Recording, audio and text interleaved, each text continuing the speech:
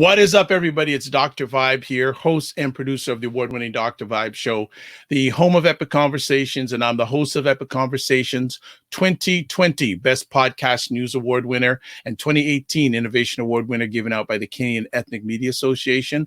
Also, I host the only online show in the world for dads and fathers that is sponsored by Dove Men Care. It's also co-sponsored by Dad Central, Canada's national fatherhood organization. And through that collaboration with those two great organizations, I've been able to reach out directly or indirectly to over 75,000 fathers around the world this year.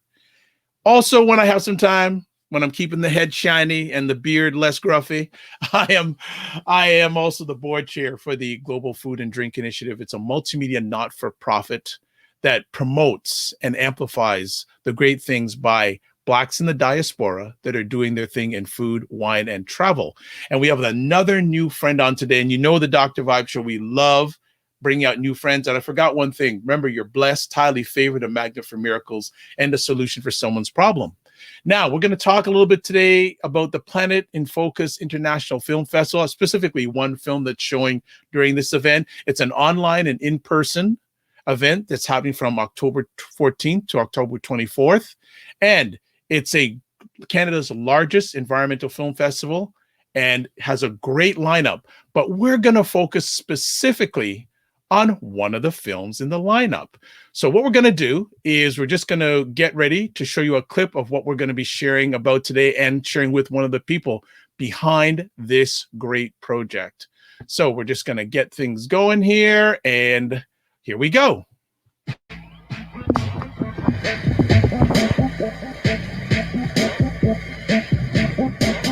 Bringing kids in this world is scary. I'm thinking about buying my boys a kayak, you know? Can you imagine somebody taking a kayak to a shop and go, that's stupid? And I want to tell you just a report from these white climate crisis rooms, what they worry about.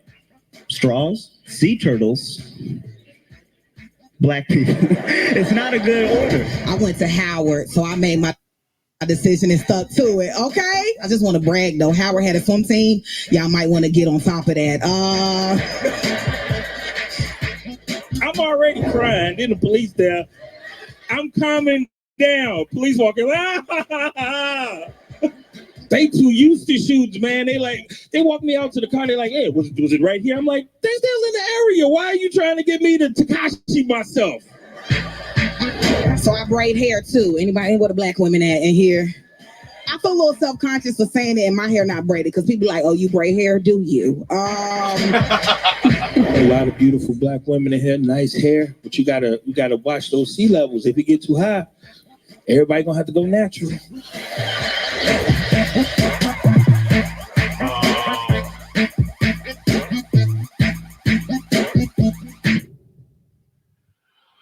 All right, we were just watching some stuff from a great film called Ain't Your Mama's Heat Wave. Now, check it out, family. We actually have Terence Muhammad, who is from the Hip-Hop Caucus team that's behind Ain't Your Mama's Heat Wave, with us today. And we already had, I'm sorry you didn't hear the conversation we had before we went live. Now, hopefully some of that will get out in the live. But you know what?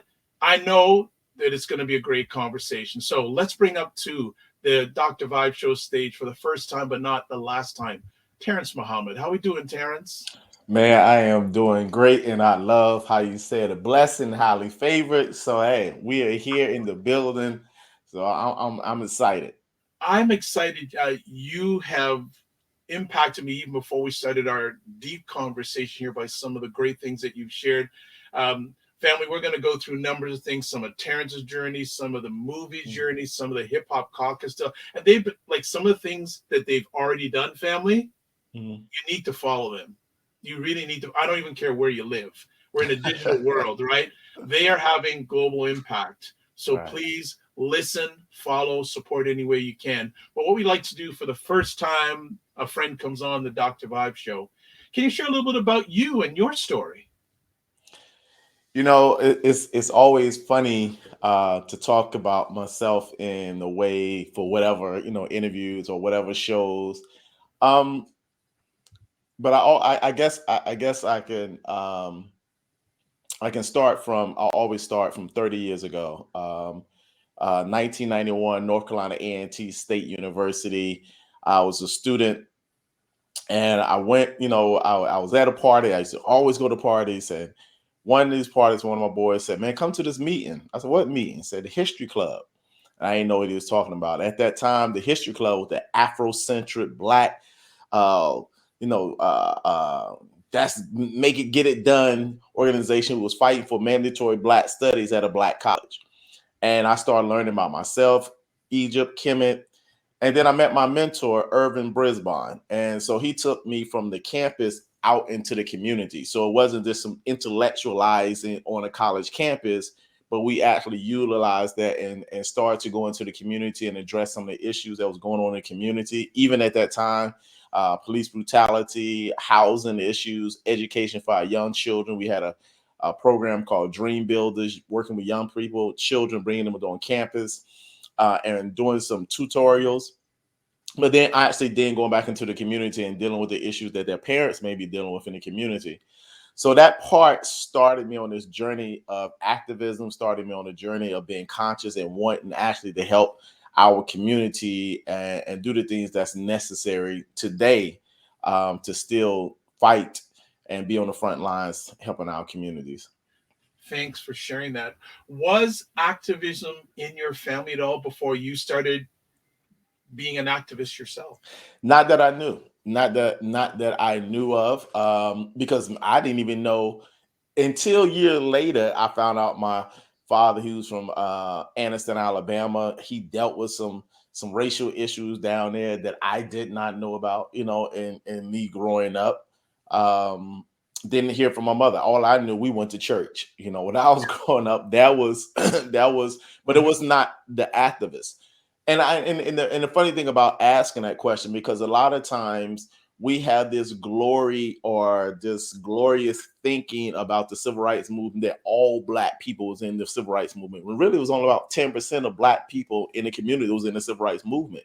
Not everybody was in the civil rights movement. We fantasize that everybody loved Martin Luther King when everybody didn't, Black people. So a lot of us didn't come up with that. A lot of us didn't come into consciousness by watching TV, or getting in from our schools or listening to the radio. So now we're more in the era where we have the digital and technology to learn about more things. So I'm blessed to, young people should be blessed that you're in the area where you can get that. But I got it when I got to campus, but not before.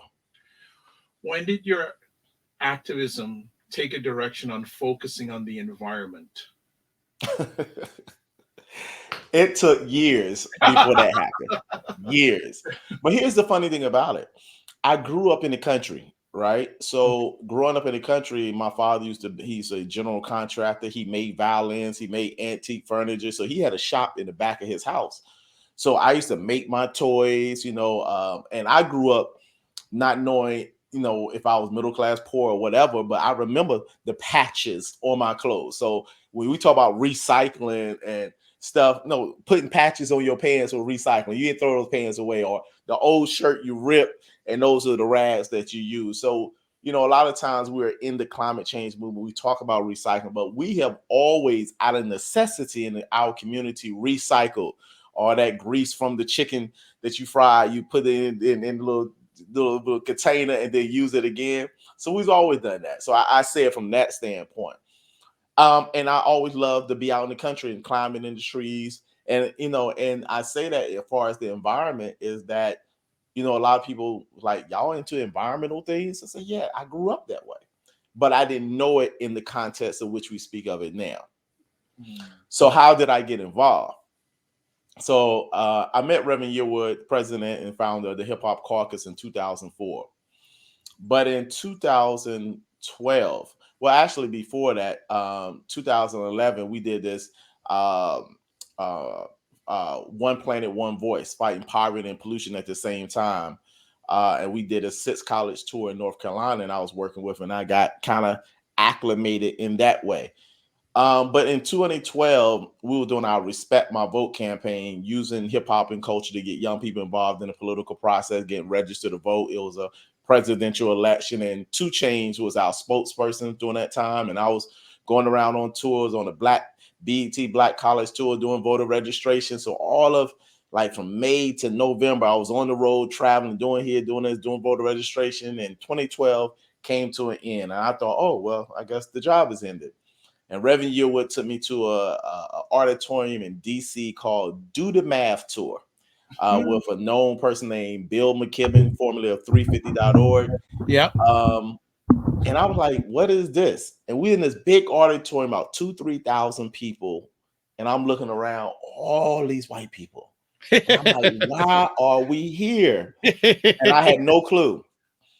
And that was in November 2012. But then in 2013, I ended up in Nebraska at a state hearing against about the Keystone Pipeline. And I spoke out against the Keystone Pipeline in 2013. And I was talking about climate control at that time. I didn't even know it was climate change. So that was my first experience. And not only that, when I flew to Chicago to get to Nebraska, I flew into a flood in Chicago. Then they had a reroute. I couldn't go to Nebraska. I had to go down to Kansas, stay in a hotel, in the airport, get a rental car to drive back up to Nebraska. And literally 30 minutes before I get to the destination, I drive into a blizzard, like a literal blizzard. So it's interesting that I'm going to speak against the Keystone Pipeline, and this was my exposure to climate change. But now I understand deeper that it's not about just about the polar bears and ice caps, but it is about the environmental injustice that have gone on in our community, particularly communities of color, where pipelines are put in our community, landfills are put in our community, power plants are put in our community, causing issues of asthma, causing issues of destructions, sea level, just a whole bunch of things in our community. But I didn't know about it. And being from North Carolina, I didn't know of the history at the time of Warrenton County, North Carolina, where the environmental justice movement started. And my brother, Dr. Ben Chavis, was a part of it. So I've been connected, but it's stuff all around us that we didn't even know. So we watching videos now, people getting shot by police brutality, but we're not seeing the environmental justice that is going on in our climate, whether it be air and water. Well, like I was going to ask, did environment find you or did you find your environment? But after that story, you just say, since it found you, it was coming after you. Right, literally. Literally. Floods, storms. My goodness, brother, I'm glad you're alive.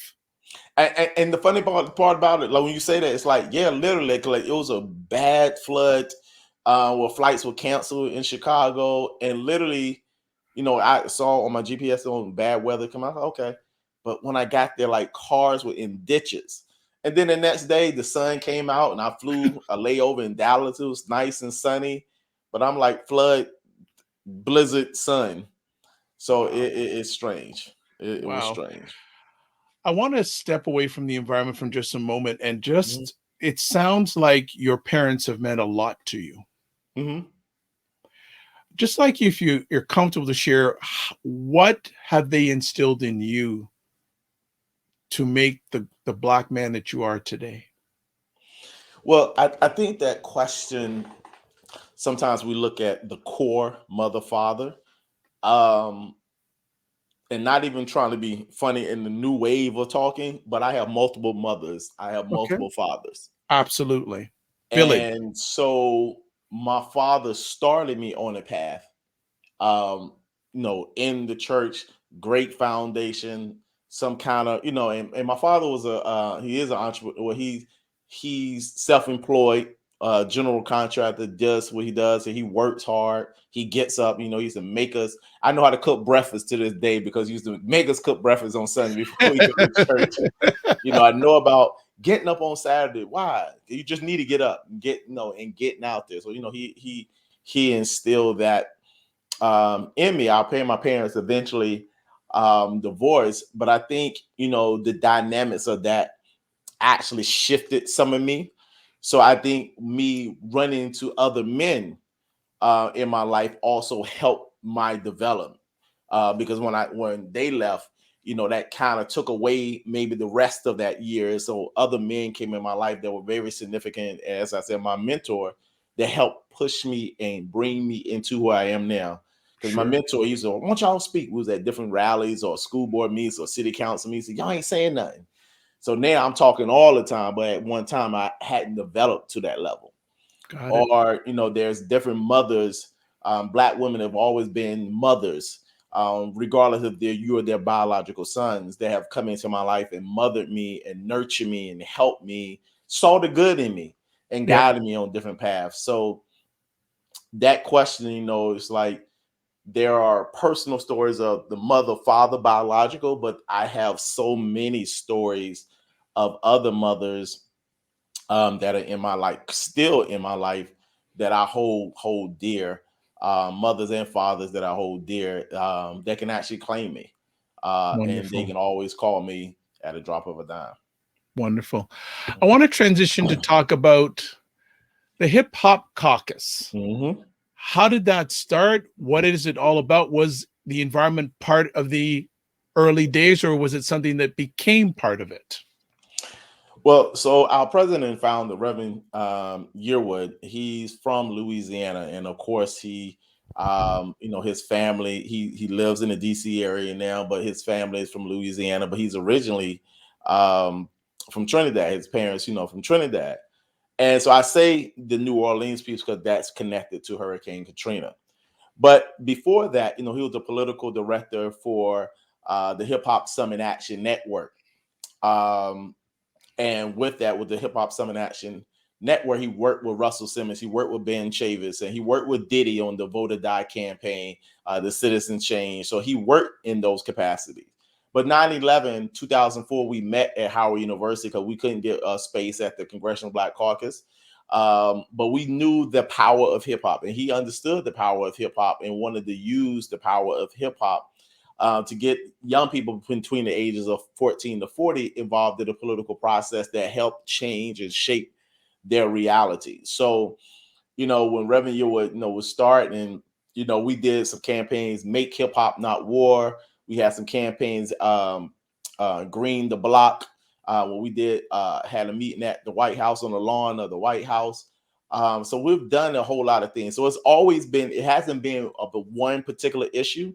Because we deal in the area of strengthening democracy through our Respect My Vote campaign. We deal in the areas of social justice and civil rights, working with the Urban League, working with the NAACP, working with National Action Network, Al Sharpton and his organization.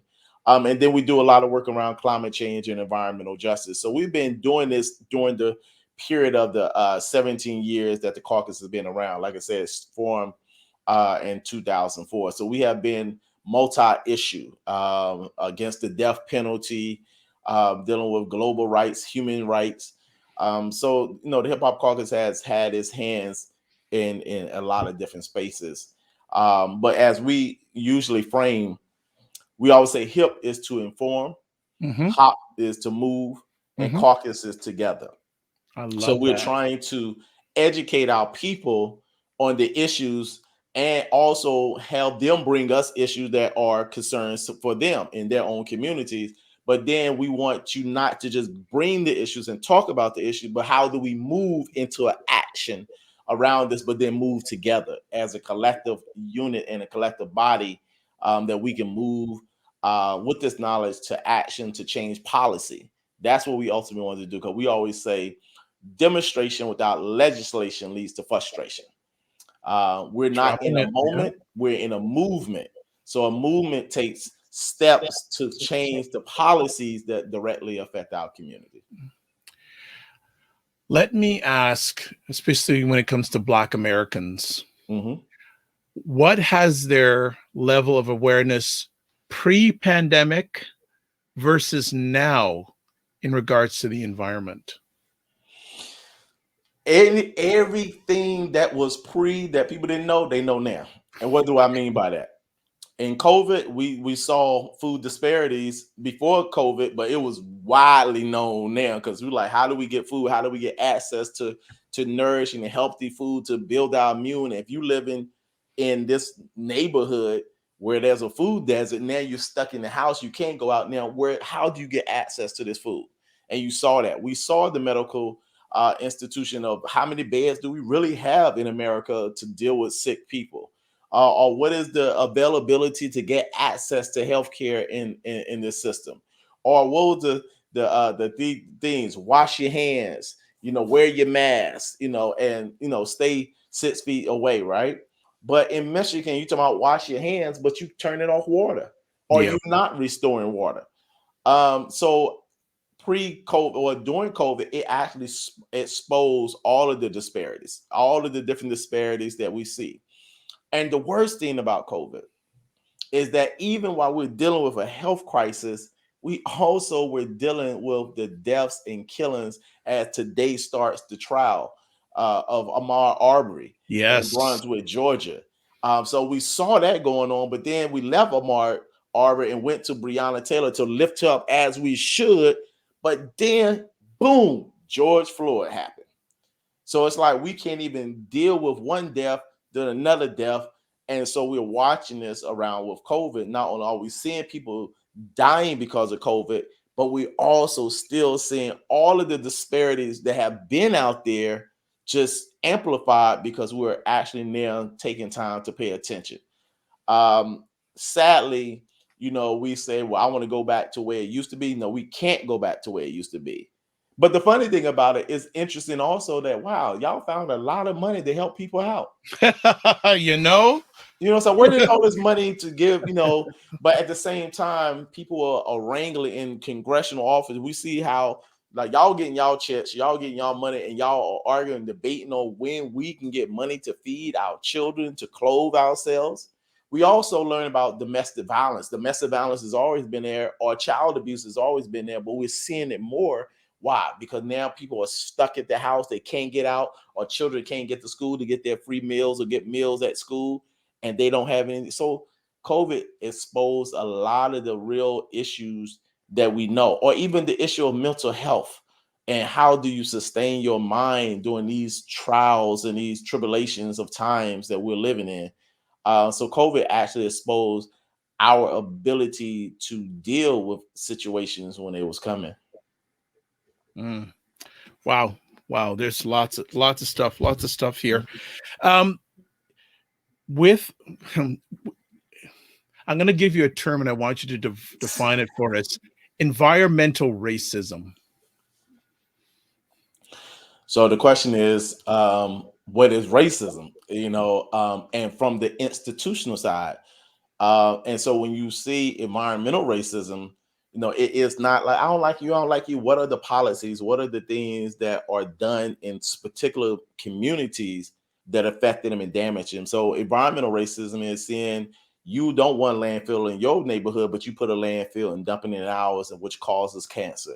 You don't want power plants and and the pollution of the stacks in your community, but you put them in our community, and we see the results of asthma. You don't want pipelines in your community, but you see us as the path of least resistance, so you put pipelines in our community. That's environmental injustice. Or you want to dump waste with the stench in our community. So, we have watched Eric Garner get choked out in New York and just choked out life out of him, and he dies. But we didn't see the death of his daughter, Erica Garner, when she got choked out by the poor air quality in Staten Island and the poor air quality in New York, where it caused her to have an asthma attack, then a heart attack, into a coma, and eventual death. So we don't see all that. So we don't see the silent killer. So we should be watching the videotapes of us getting killed. But the sad reality is we saw the video of Rodney King. We watched that and we saw them get off. And we're watching more and more of our people get killed and get off. So when we talk about environment, the other thing about environment is not just the air and the water, but what environment, what is the climate and the state of Black America where Black life is not honored, is not respected, where you can kill at will, you can put your foot on my neck and nothing happens. So you can throw a little Black girl down in a bathing suit at a party and text and just throw her down on the ground. How is that? Instead of going through Bismarck with a pipeline, you want to take the Dakota Access Pipeline to Stand the Rock into indigenous communities. Or you was in the Bahia Pipeline down in Memphis, you want to take it down into a Black community in Memphis, Tennessee, which we halted that, but we got to keep making sure it doesn't come back up. And then on top of that, racism also produces strong and crazy capitalism. So the reality is that, you know, you are trying to get rich off of dirty fossil fuel, when fossil fuel is just that we need to get, you know, divest from fossil fuel, get away with it. There's a lot more in renewable energy, you know, clean air, you know, wind, just whole different things of renewable energy that we can get into instead of fossil fuel and getting off the coal. But because of racism was based off capitalism and money, and I want more, more, more. I don't care if you die from it. I just need more. So when we see environmental racism, people of color, the BIPOC, as we know, Black, Indigenous people of color, and those communities are hit hardest and the worst. So we stand with our brothers and sisters that are Indigenous or Latino, because their communities are also affected, as the Black community has always been hit the worst. We have not been hit since we landed here on these shores. Before we start talking about the movie, before we came on live, you've been to Flint. Yes. Tell me your experience or experiences in Flint and share it with our audience. And for those who don't know, look up Flint, Michigan water crisis outside of here, and this will add additional context to what Terence is going to be sharing with us. Yeah, so the Hip-Hop Caucus, you know, we, like I said, we do work all over the country, like literally all over the world. We went to Flint, and we actually took some artists, a Grammy Award winning producer, Malik Youssef, hip-hop artist, Vic Mensa from Chicago, both of them from Chicago. And we were going to Flint. And we went there, met with Pastor Hawkins, Prince of Peace Church, April Hawkins, and they gave us a tour of the city and what was going on. Flint is a beautiful city, and it's a resilient city because people are still living, still going on about their day and their way. But then to just know and see how the water was tested, and you have to get test kits.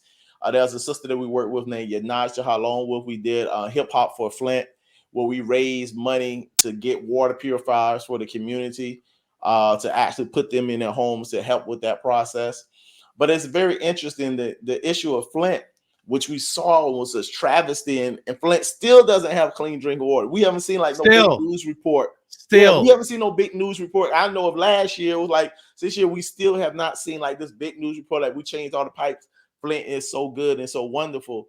And the sad part about it is Flint is not the worst city in America, but Flint got the news. But there are other cities throughout America that have worse. They have lead, you know, in their pipelines. Or, you know, when you think about, you know, voting, you say, well, we voted, but they brought in an emergency manager that switched everything over, and have that dirty water. So it's a lot with it, but people are fighting back. People are making sure that they get, Jaden Smith, you know, brought his water company to Detroit and brought some, not into Flint, and brought some water there and to help. So there was a lot of people that was helping with that effort.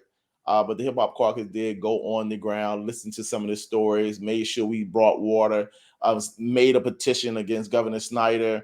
We was there when President Obama at the time came to Flint to hear his words and what he was going to do when he was at Flint.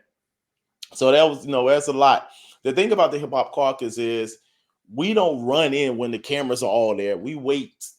You know, we'll be there at the beginning, but we also still there. We haven't left there until the problem actually gets resolved. So we're after the cameras leave, you know, because that's what happened. People love to go into the moment. Yes, this is, but then when that moment is gone, like I said, Ahmaud Arbery's case starts today, but we were talking about it over a year ago. So we have to stay helping.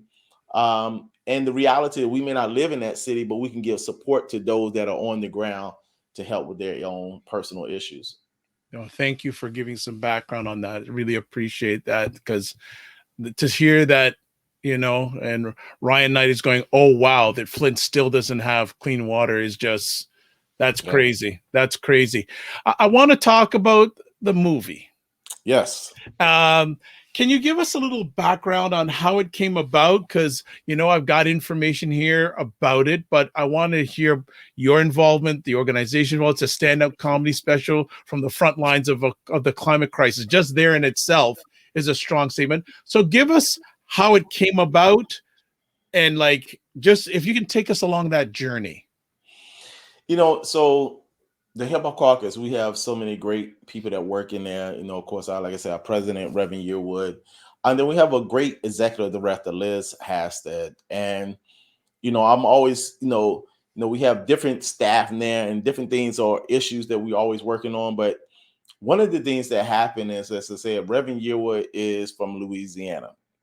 And one of the things that we have continued to do is help with one of our organizers named Seth 45 continues to have commemorations in New Orleans about Hurricane Katrina. We're still there. We had a major event at the 10th anniversary. We had a major event the 15th anniversary, but we've always had something going on where we met at the levees at a ceremony, did a second line, and then had a big festival at the end of it. So we've always been involved in that. So Reverend Yearwood saying that if there was someone else or somewhere else that he can go that is like Hurricane or New Orleans, where he can warn this city and to let them know, where would that be? And we found Norfolk, and we found the Hampton Roads area. Hampton Roads area is on the front line of the climate crisis. Hampton Roads is a region where, they're under the threat of sea level rising. They have the largest Navy base in the world. And Norfolk is below sea level right now, and it is sinking. So we wanted to address what was going on there. So, yeah. It's literally sinking. Yes. And there's a whole documentary that we're working on outside of Ain't Your Mama Heat Wave to tell this narrative, to tell this story. And there's some history that there are cities, when we talk about environmental racism, there were literal cities in the United States that were flooded. Black community that was flooded on purpose. Literally flooded on purpose.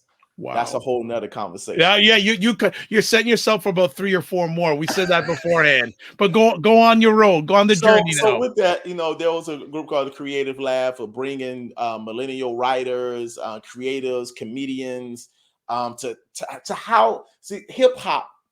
The Hip Hop Caucus is not just using the same statistical data, which we do use, but how do we tell this story? Chuck D said hip hop is the CNN of the community, right? As everybody now love Versus the other night, they had KRS-One, the teacher, and Big Daddy Kane. And KRS-One said edutainment, right? So how do we use culture? Because we need culture to get inspired, to bring life and joy into people about serious issues. So we know that hip hop is the largest genre of music in the world. And so we're using this avenue of culture to how can we talk about climate change? How can we talk about it where people will enjoy it? And how can we give joy to people that's really dealing with a real serious crisis? So birth Ain't Your Mama Heat Wave. So we knew the city that we wanted to go into. We knew we worked with the writers to write this script and this story. But then we had to say, where do we want to go in Norfolk? Where do we want to do this? So we had to start working. And this was 2019, 2018. But 2019, I landed in Norfolk and like, hey, where do I go? Where should we go? And we landed on a place called the Addicts Theater. The Addicts Theater was 100 years old. The Addicts was the Apollo of the South. The Apollo Theater of the South. As they say, the Chitlin Circle, everybody was coming to the Addicts. And so that was like, that's the perfect spot. And not only was it the perfect spot because of the historical part of Addicts, but it was also in the St. Paul's district. St. Paul is where the Black community, housing community is. And so you right there where it would get hit the hardest and the worst. So that's where we went. And then we connected with people like Mama D, who have an organization, Teens with a Purpose, that work with young people, which we do. We work with young people. But here's the kind of eerie kind of part of this. When Reverend Yearwood was working down in New Orleans, there was a sister, rest her soul, Mama D, a sister with Mama D with locks and white locks in her hair, that was in New Orleans, fighting on the front lines, fighting in the community, went to Capitol Hill, fighting for the people and the recovery of New Orleans. And she was a known activist there, and she passed away. Mm. So it's very eerie or very non-coincidence, because everything happens for a reason, that we met in that community a block away from the Addis Theater organization called Teens with a Purpose, with an executive director named Mama D. Wow. With locks and almost white, the same as the Mama D in New Orleans, that we connected with. And we didn't only just connect with the community, we connected with the mayor of the city. We Nice. connected with the Office of Resilience, and we saw the maps and what's being laid out as they dealt with that. So not only were we shaping this whole comedy special, where we went into Newport News, we went into Hampton, we dealt with people in Portsmouth to bring everybody to the Addicts to watch this comedy special, to have you laugh, but talk about a serious issue. So that's what culminated, coming into that. We did it, during pre-COVID, and everybody showed up, 2 packed nights at the Addicts Theater, a VIP night, and just an Nice. open community night. And that place was packed, and people enjoyed it, enjoyed the fellowship, right there in the St. Paul's district. Wonderful. Can you reflect back on some special moments during those 2 nights? Yeah, it was just special to, as Kristen talked about when she said, she had to buy a kayak.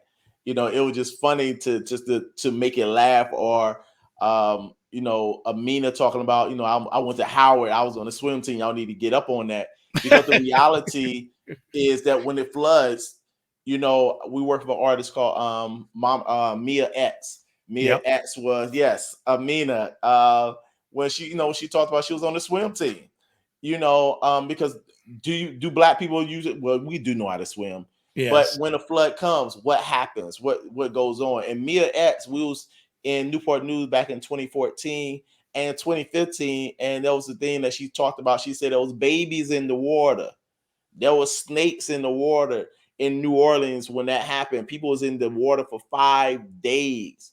So as she making a joke about being on the swim team, I don't know what that would have done for somebody for 5 days and learning how to float until rescue came, right? So we saying this in a joking way. A good moment where Clark from Chicago, he's talking about a part of filming filming this whole documentary and getting prepared for Ain't Your Mama Heat Wave. But he goes to a store, they stop filming, he goes to a store right across the street in that community, and there's gunshots. And he tries to jump under a car to save himself. And I say that is because not only are we fighting for climate justice, but we're dealing with racial justice, and we're dealing with all the other things that are going on in our communities while we're trying to do stuff. So we're not just trying to do this issue and do that issue over here. We're trying to collectively do it all together.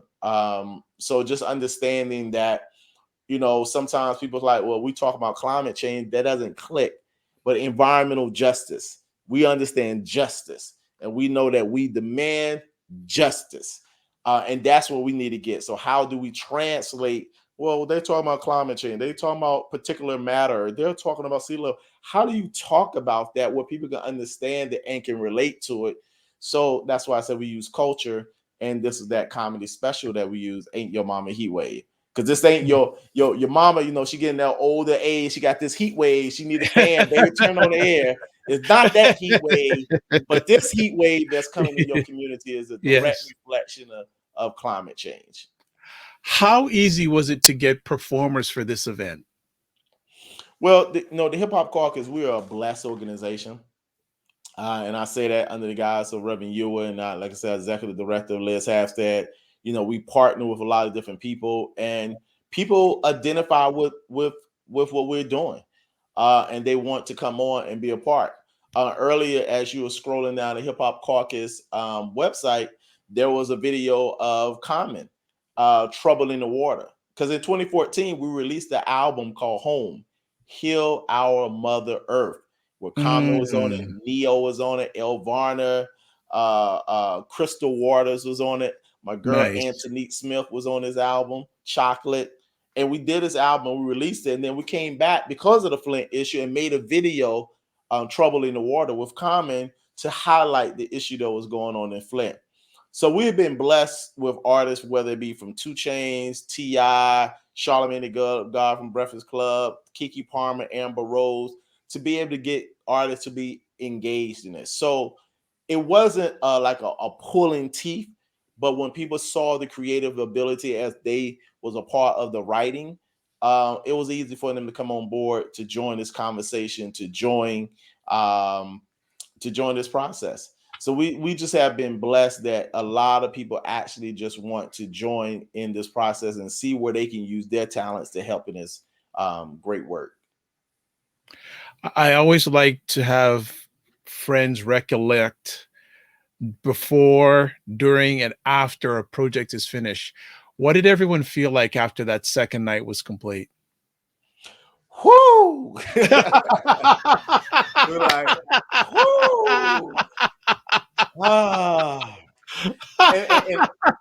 And I say that is because when you're doing a production, yes, as they saw the producer Elijah Kareem, this is not like no popcorn, get your phone out, we're gonna record this.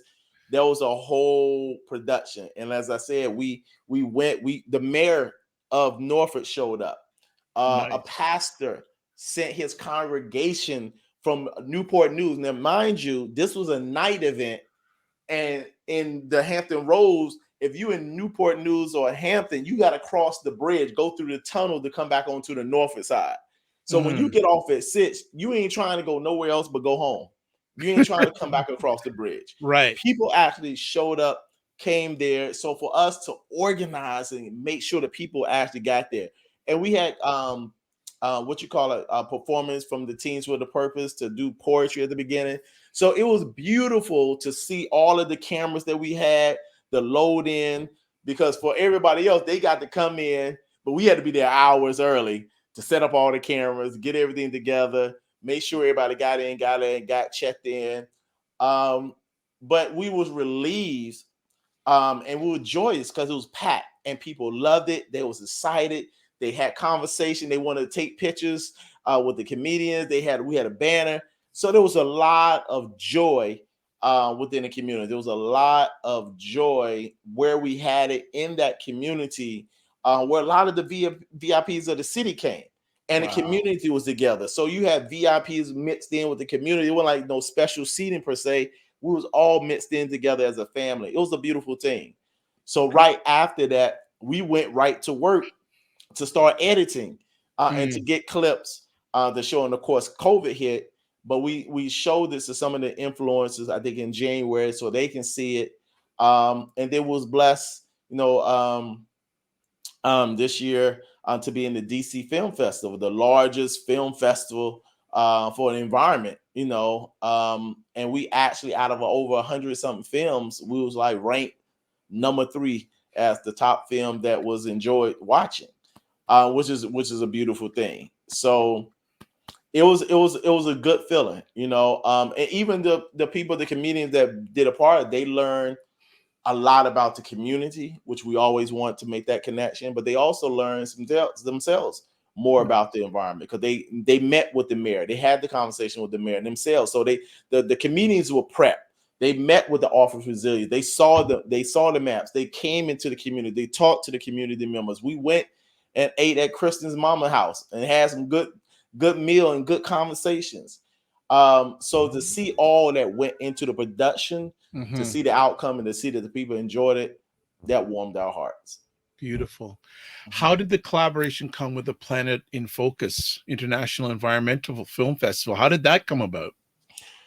Well, so one of our we would say team members, Mystic, she was working directly with introducing us to the film festival and the film world. So we did the DC Film Festival, and she said, I'm gonna reach out to some other ones. And we start putting them out there, and that's people start to come.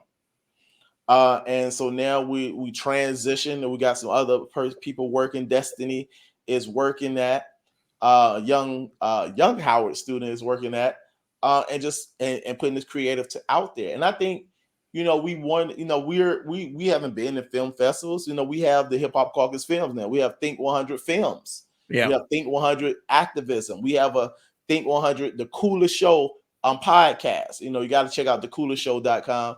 That podcast and talking about environmental justice, and they're going into film.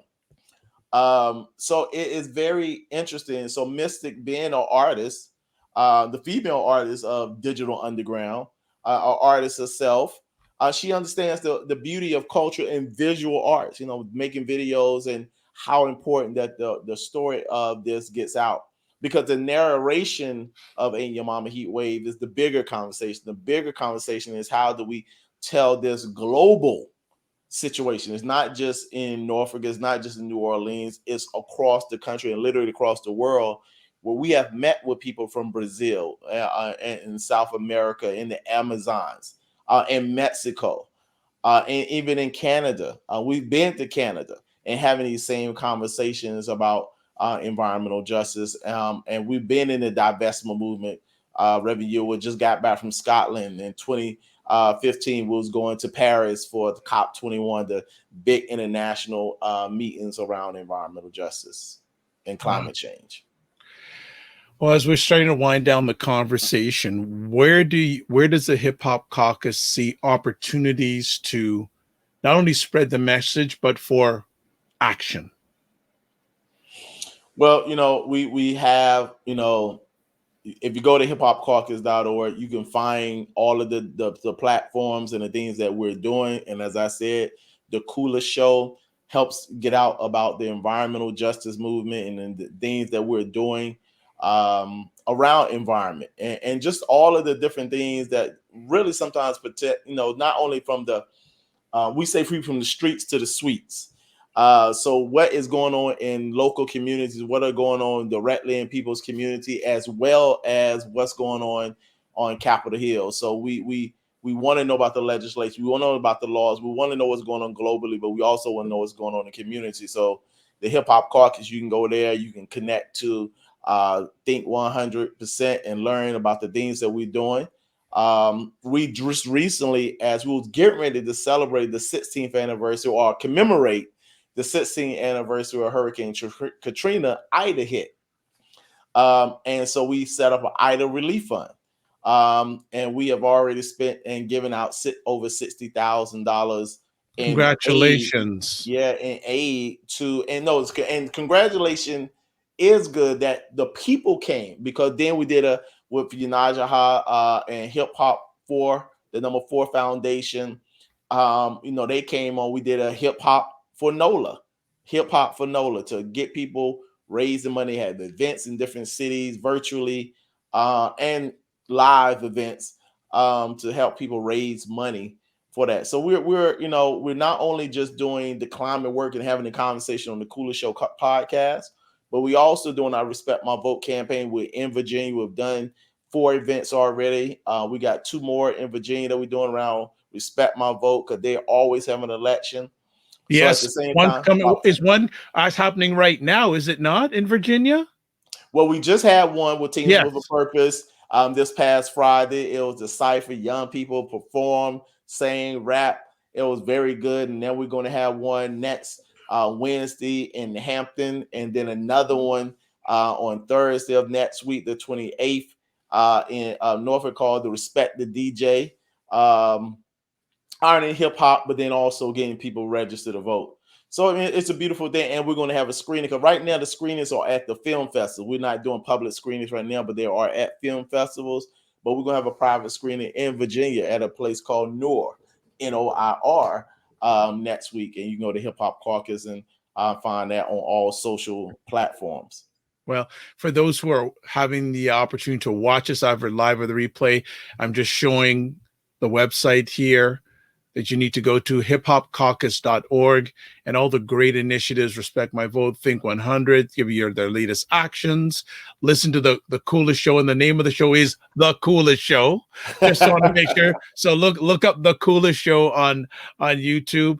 So definitely they're doing a lot of positive things and making a positive impact in the world. So what I'd like to ask you as a final conversation piece, what is Hip-Hop Caucus's call to action to the members of the BIPOC community? You know, I would say this, you know, one of the things we say is can't stop, won't stop. And where you are, get involved, and use your power that you have. Not that we're going to give you power. Use the power of your culture to tell your story and to get involved in the movement. There's movement, whether you get involved with us, join and be a member of the Hip-Hop Caucus, get involved somewhere, and use your, as we say, cultural expression to shape your political experience. You know, so use your cultural expression to shape your political experience. How does that mean? Whether you sing a song, write a poem about it, or videotape it, use culture to help get the word out about the things that are directly affecting your community. So we have national initiatives, but we also are connected to people on the ground to help us know what's going on that's connected with people right there on the ground so we can get their stories out. So we also wanted to be this mouthpiece for the community. So if you have stories, you have things you want to share them with us so that we can help amplify the things that are going on. But we definitely would say just get involved, however that looks, whether you get a degree in environmental justice, where you get a degree in filmmaking, where you get a degree in law, utilize your degree, utilize the knowledge or education that you have to help our people. Reverend Ewell always says this: it's not about the Republican or the Democrat. It's about helping our people. That's the bottom line. He don't distinguish between parties, male or female. It's about helping our people. Be one. Yep, absolutely. Be one. Well, Terence, I'd like to say, first of all, thank you for taking the time out of your positive, productive schedule. No, thank you. And as I said before we went live, your organization, you have a home here. Anytime you'd like to come on, we will make sure we make room for you, because thank you. You are doing incredible things for hundreds, thousands, and millions of people, not only in your country, but around the world. Thank you. So absolute pleasure. If you want to find more, we're just going to list a lot of things. If you want to find out about the movie, the website, Ain't Your Mama's Heat Wave. On the Instagram, what they call it, the gram. Ain't Your Mama SHW. On Facebook, just go to Ain't Your Mama's Heat Wave. Hip-Hop Caucus, hiphopcaucus.org. And if you're in the Toronto area, it is playing at the Planet in Focus International Film Festival from October 14th to the 24th. It is Canada's largest environmental film festival. Just go to planetinfocus.org and you'll get all the information that you need. Terence, again, thank you so much for an incredible conversation. Thank you. And I like to always say, remember, you and all the team and your families and loved ones, give yourselves grace. All right. Peace. Thank you so. All right. Peace, my brother. What a great conversation, folks. Epic. This has been a great time. And have a comment here. Great initiatives. You are all not only talking the talk, but you're demonstrating amazing leadership. And that they are.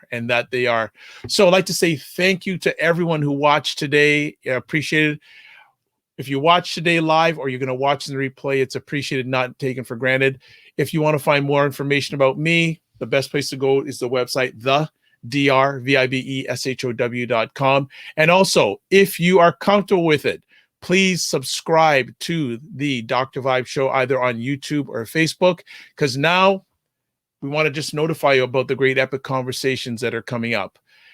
As always, I'd like to close off with this.